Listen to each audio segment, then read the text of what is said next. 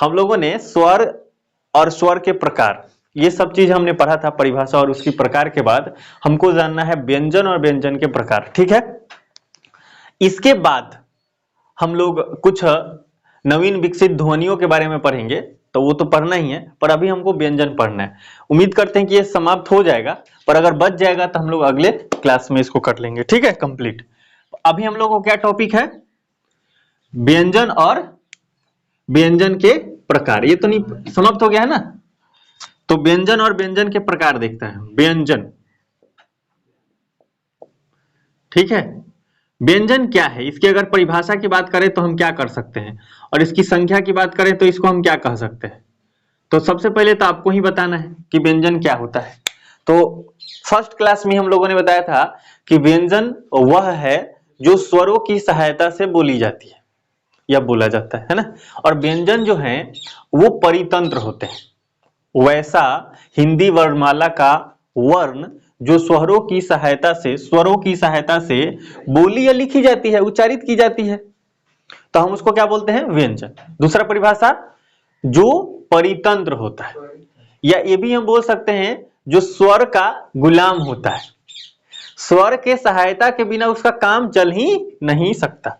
जैसे अगर हम क हल कहें, क हल, तो अब कहने के लिए तो हम कह रहे हैं कि ये क हल है, हलंत लगा दिए, इसमें हल लगा दिए, तो ये इसका कहना, इसका उच्चारण करना बहुत मुश्किल, मतलब असंभव है। इसका हम उच्चारण नहीं कर सकते। एक्चुअल में इसका हम उच्चारण कर पाएंगे, क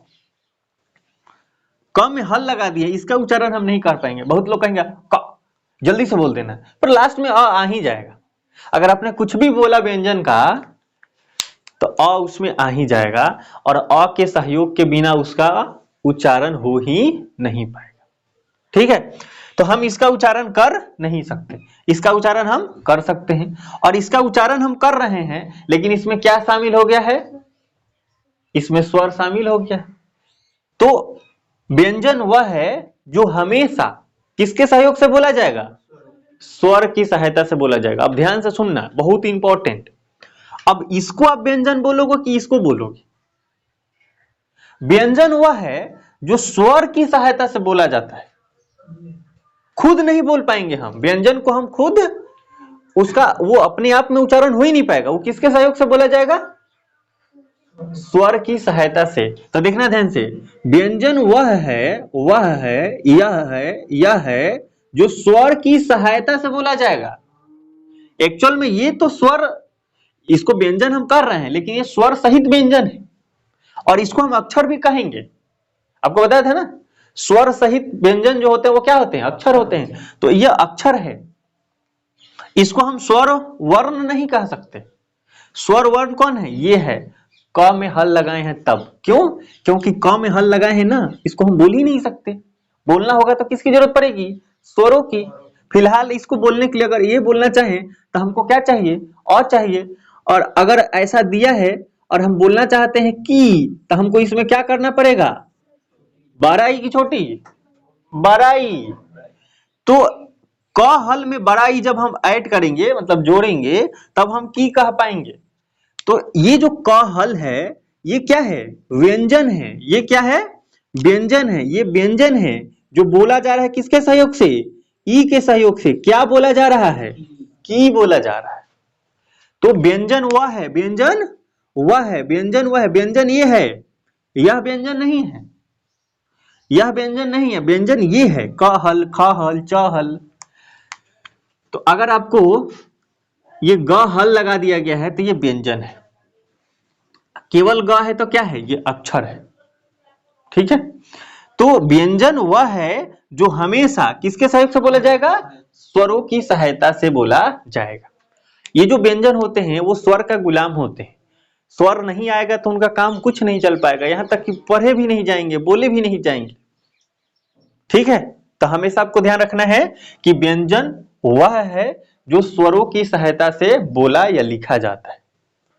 अगर हम ऐसा कहें, हिंदी वर्णमाला का वे वर्ण जो हमेशा स्वरों के सहयोग से बोले जाते हैं, उसको हम क्या कहेंगे, व्यंजन कहेंगे।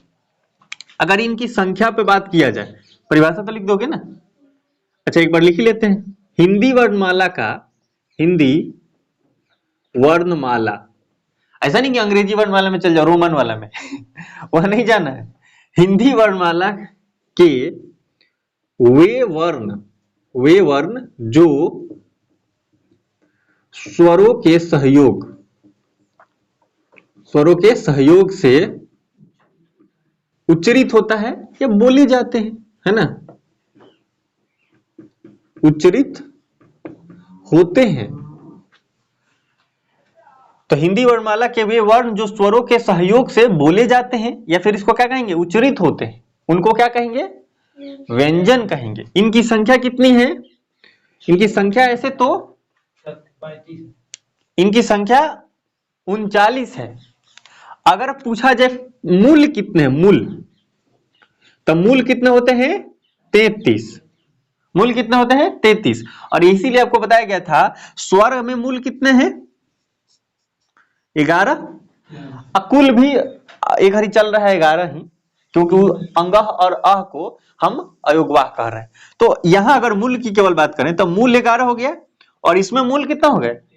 तो इसीलिए अगर पूछा जाए कि मूल वर्ण की संख्या कितनी है, मूल वर्ण हिंदी वर्णमाला में मूल वर्ण की संख्या कितनी है, तो हमको क्या कहना होगा, हिंदी वर्णमाला में मूल वर्ण कितने हैं, मूल वर्ण तो कितने हो जाएंगे, 44। हिंदी वर्णमाला में मूल व्यंजन कितने हैं, तो 33।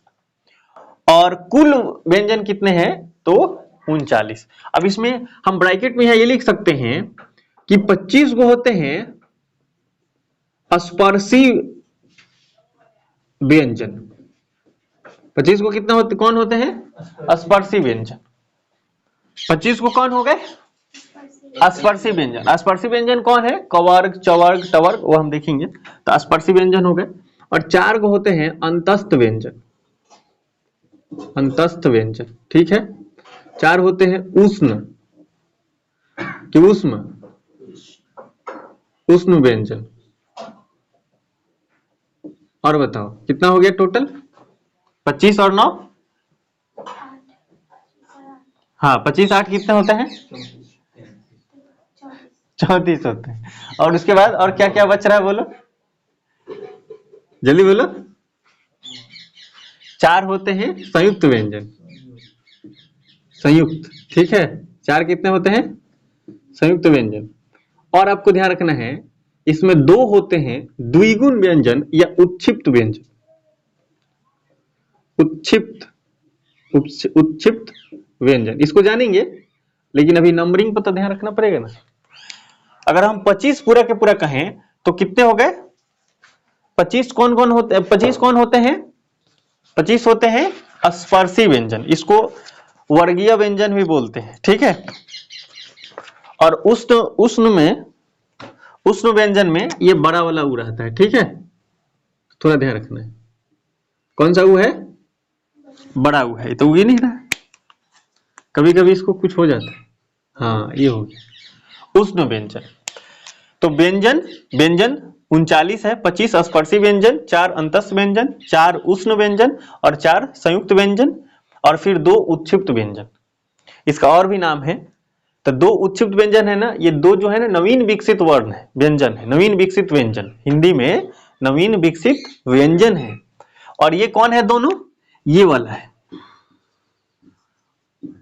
ये बड़ा र देखे वो सड़क में जो लिखा जाता है, ये वो ढ होता है।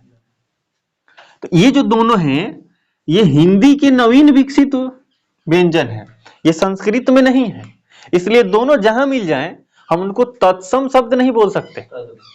तद्भव कहना जरूरी नहीं है, देशज विदेशज भी हो सकता है, ये तत्सम नहीं होगा। तत्सम क्यों, क्योंकि संस्कृत से जो आया है लगभग 60% जो शब्द हिंदी में संस्कृत से जो आए हैं तत्सम शब्द, तो संस्कृत में तो ये होता ही नहीं, इसका मतलब ये जहां भी होगा तत्सम नहीं होगा, ठीक है। तो अब तक हम लोगों ने क्या पढ़ा, व्यंजन की परिभाषा, हिंदी वर्णमाला के वे वर्ण जो स्वरों के सहयोग से बोले उच्चरित होते हैं, और 39 इसकी संख्या होती है, 25 स्पर्शीय, 4 अंतस्य, 4 उष्ण और 4 संयुक्त और उत्क्षिप्त, 2 उत्क्षिप्त होते हैं, ठीक है। मूल कितने होते हैं, मूल कितने होते हैं, 33, और कुल कितने होते हैं, 39। अगर इसको लिखने की बात की जाए तो हम 25 को वर्गीय या स्पर्शी व्यंजन बोलते हैं। तो वर्गीय में क्या हो जाएगा, क वर्ग, उसके बाद च वर्ग वाले आ जाएंगे, फिर उसके बाद ट वर्ग वाले, त वर्ग वाले, फिर प वर्ग वाले। तो देखो पांच पांच पांच को होता है ना, बोलो है ना, होता है ना। तो एक बार इसको लिख लेते हैं।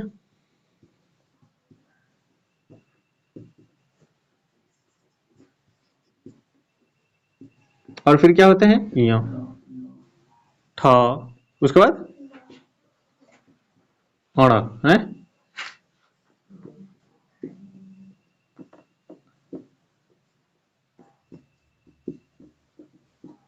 ठीक है, काउंट करेंगे तो कितना आ जाएंगे ये 5 गुना 5 है 25 है।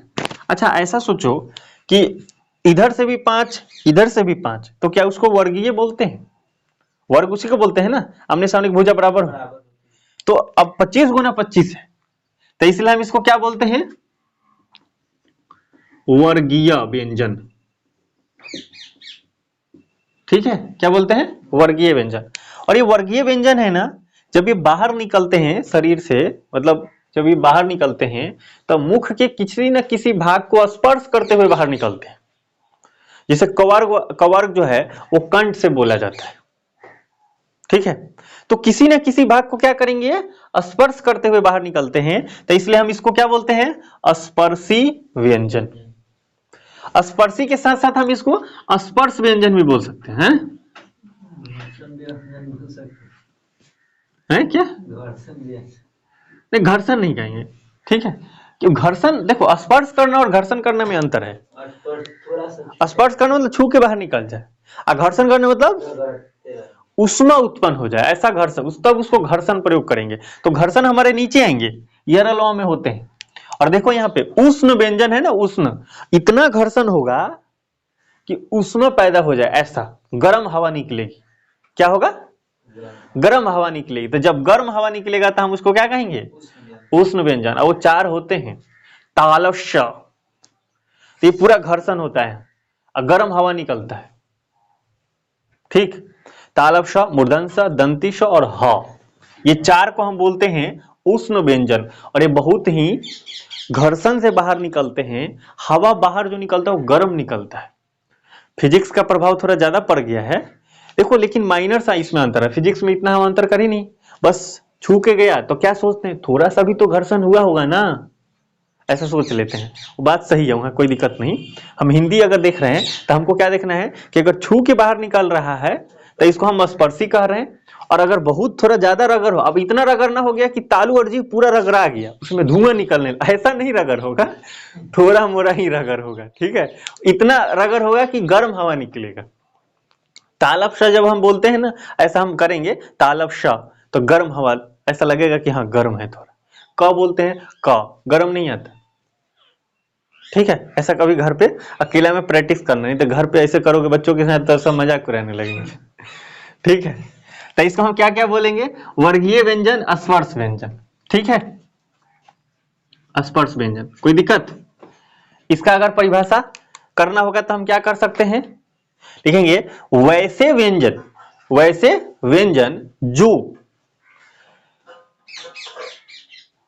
जिसका उच्चारण करने पर या जो बाहर निकलते हैं, है ना, तो वैसा व्यंजन जिसके उच्चारण के समय मुख के, जो मुख है इसके किसी न किसी भाग को क्रमशः में लिख देंगे। क्रमशः में क्या लिख सकते हैं, कंठ, उसके बाद ओष्ठ तो बाहर है, ये वाला है ओष्ठ।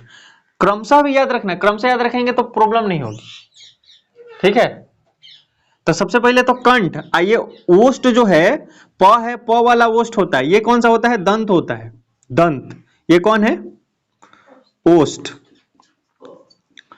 मतलब ये जो यहाँ आप दिख रहे हैं, आपको ये सारा चीज, ये जो आपको दिख रहा है, पवर्ग जो है ना, वो किससे बोला जाएगा, ओष्ठ से।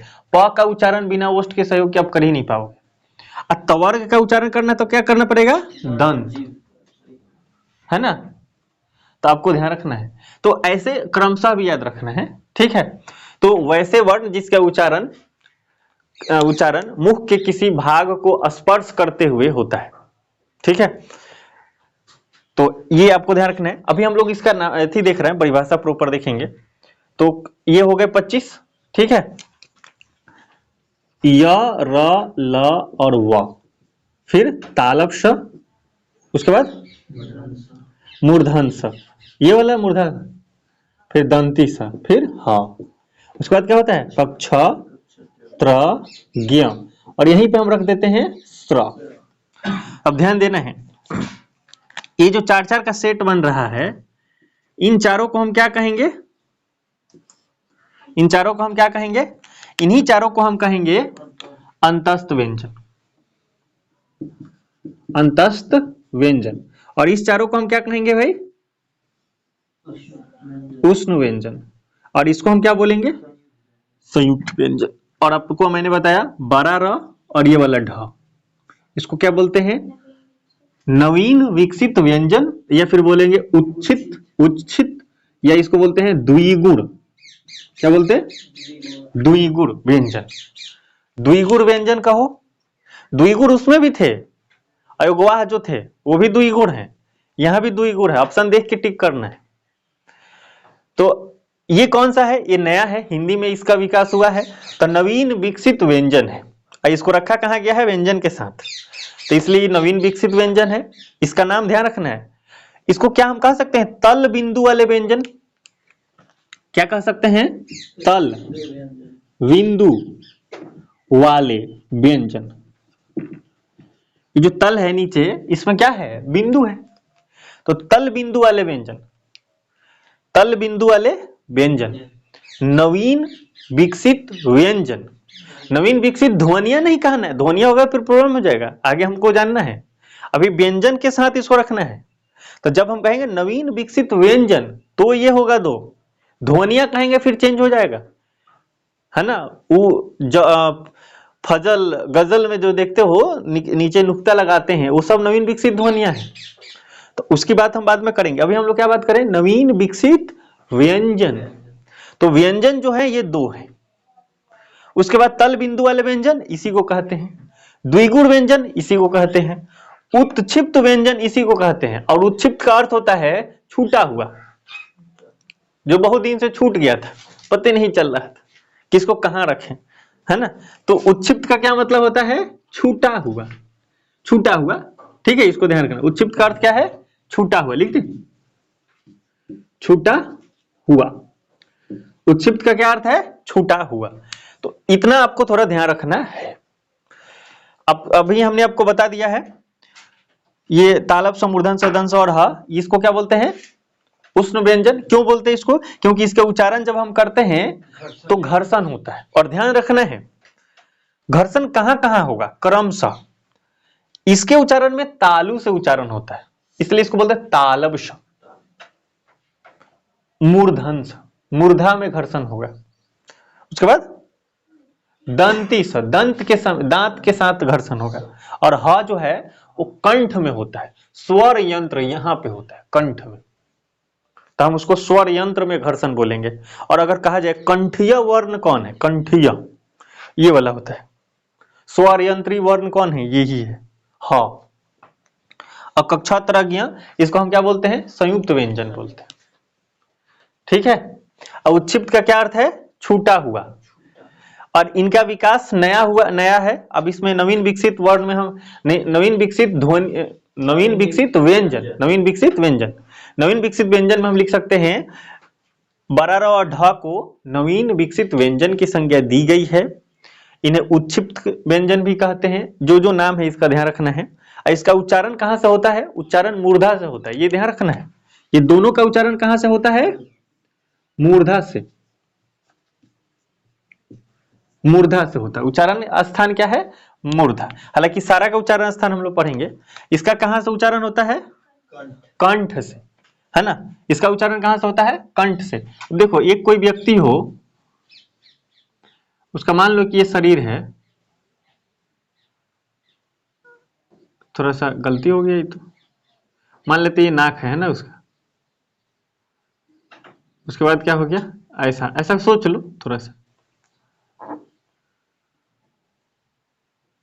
ठीक है, इसमें बाल वगैरह लगा है। अब कुछ बोलता है ना तो वो ऐसे बातें निकलती है बाहर, है ना। तो ये देखो यहां जो है कंठ है, ठीक है।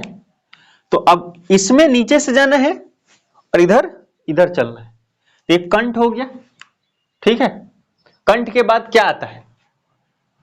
तालु आता है कि मूर्धा?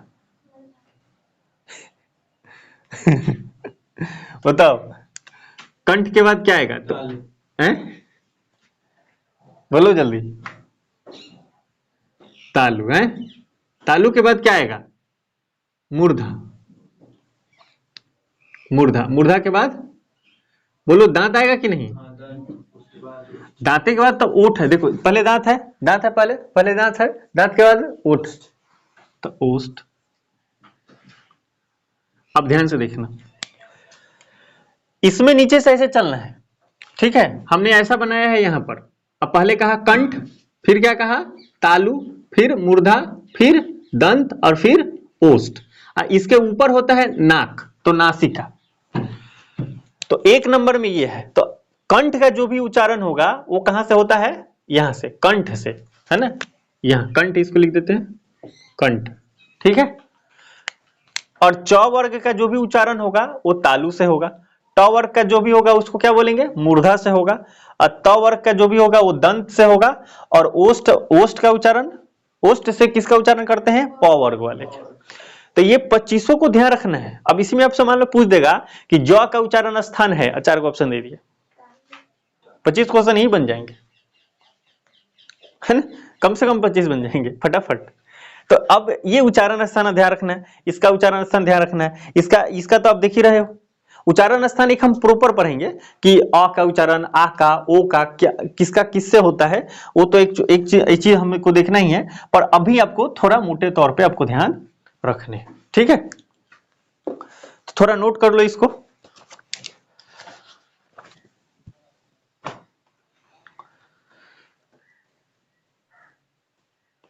बताओ मनीष जी, कोई प्रॉब्लम हो तो बोलो। अभी तक तो इस सब में कोई प्रॉब्लम हो?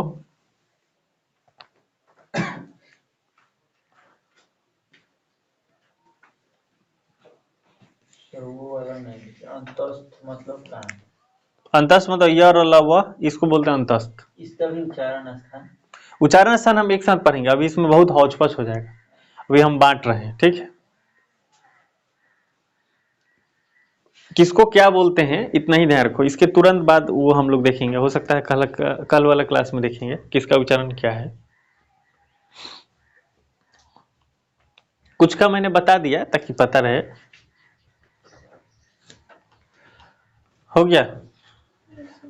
अब देखिए कुछ इसमें का जो इंपॉर्टेंट टॉपिक है उसको थोड़ा देख लेते हैं। एक बार स्टडी मटेरियल को हम लोग रीड कर लेते हैं ताकि जो ऑनलाइन देख रहे हैं उनको हेल्प हो जाएगा, और बाकी आप स्टडी मटेरियल को एक बार पढ़ लेंगे। इसमें हमने क्या लिखा है व्यंजन में?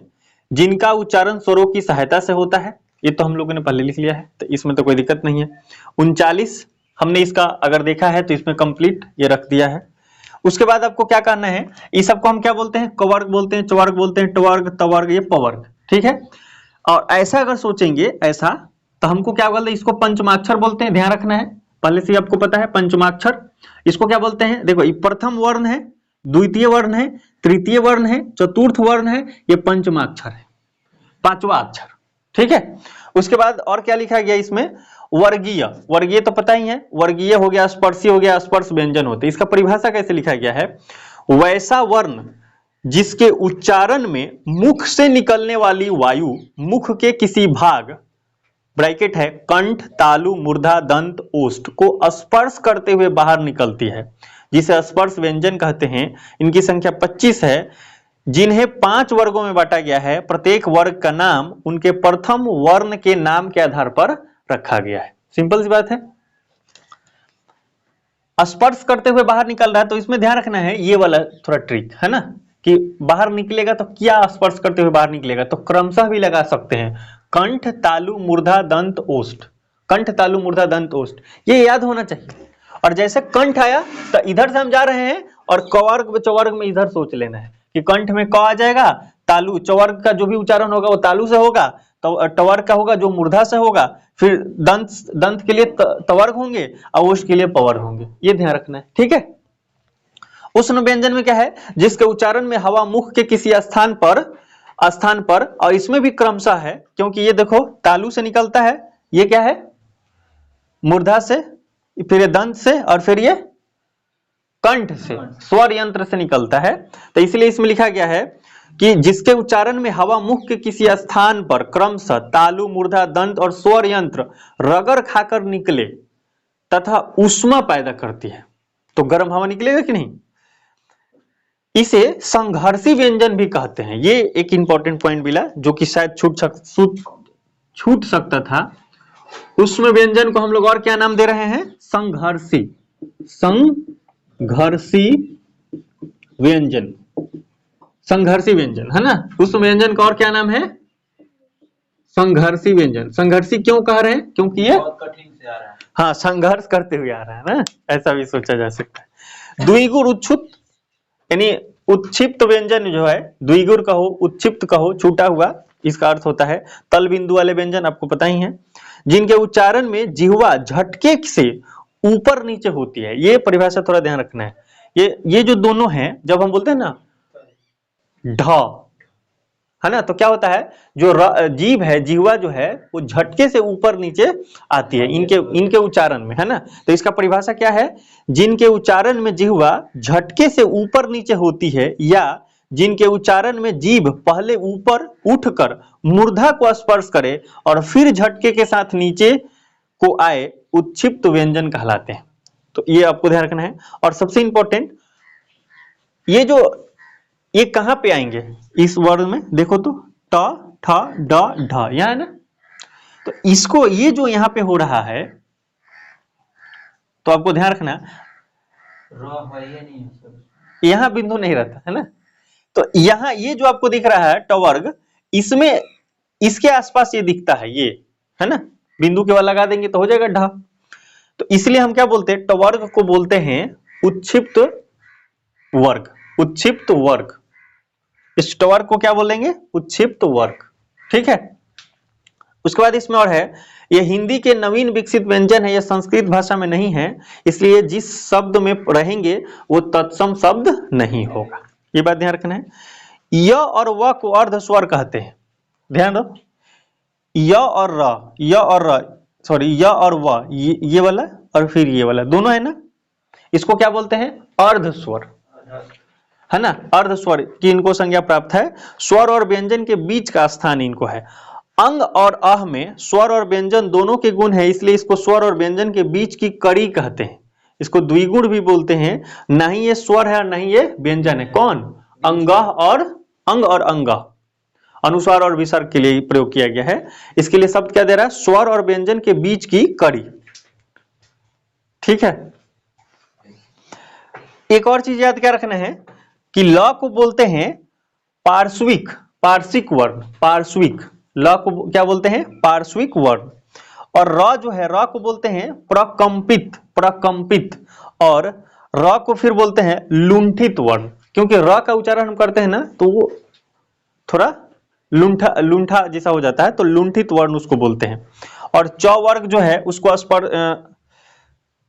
स्पर्श संघर्षी वर्ण बोलते हैं। देखो ये बहुत टेक्निकल है, इसको ध्यान रखना पड़ेगा, है ना, आप नोट कर सकते हैं इसको। ह का उच्चारण स्थान क्या है, स्वर यंत्र, यहां से होता है, कंठ के भीतर से होता है। इसके उच्चारण में स्वर यंत्री में कंपन, इसलिए स्वर्ण यंत्रीय वर्ण इसको कहते हैं, या स्वर्णमुखी, स्वर यंत्री मुखी वर्ण इसको कहते हैं। इसलिए इसे काकल्य या काकल्य व्यंजन भी कहते हैं, ठीक है। इतनी सारी बातें रखना है। और इसमें लिखा है न र ल, ये मसूड़ा से इसका उच्चारण होता है, इसलिए वर्तस्य वर्ण भी इनको कहते हैं। इतना सारा है जो आपको नोट में जो रखना है, वो थोड़ा सा कभी भी पूछा जा सकता है कि प्रकंपित वर्ण कौन है या लुंठित वर्ण कौन है, तो र पे हमको ध्यान जाना चाहिए। और पार्श्विक के लिए क्या था, ल क्या था, पार्श्विक वर्ण था। तो इतनी सारी बातें व्यंजन में है, ये सारे ध्यान रखना है, ठीक है। हो गया।